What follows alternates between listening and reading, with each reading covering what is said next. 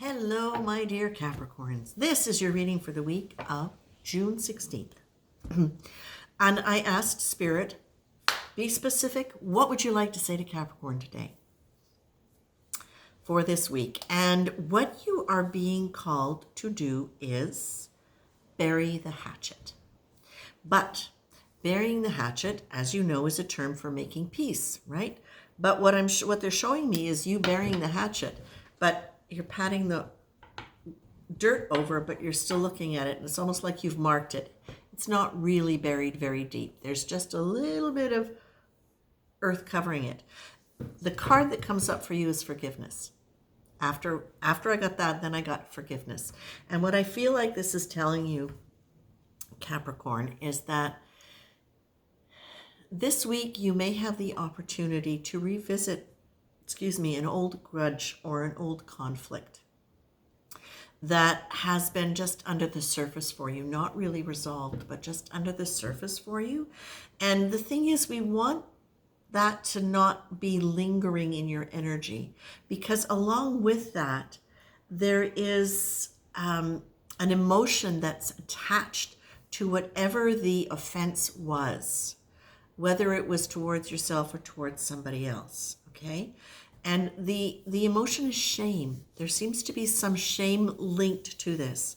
So the feeling that I'm getting, the story that I'm getting, is that perhaps somebody did something to you that felt hurtful, but on some level you felt you deserved it. So if somebody, for example, left you, broke a relationship, you might be holding a grudge against that person because what you haven't faced is whatever shame you carried about your behavior in that relationship. Now, I know that's really specific, and that won't be for every Capricorn. So it could also be the fact that somebody shamed you around something, and that you need to forgive them for shaming you when it was not appropriate for them to shame you.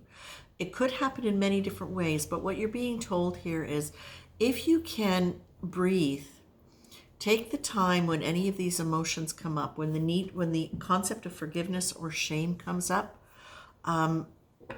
whether it's still active in your life or whether it's a memory of something where these are going on, you're being asked to slow down, breathe, and notice what your emotions are. And as you notice them, as you breathe and allow yourself to be aware of what the emotion is and feel the emotion as you breathe, because remember, emotions and energy, what that can do is that can help really bring whatever is lingering up to the surface in order for you to be able to release it.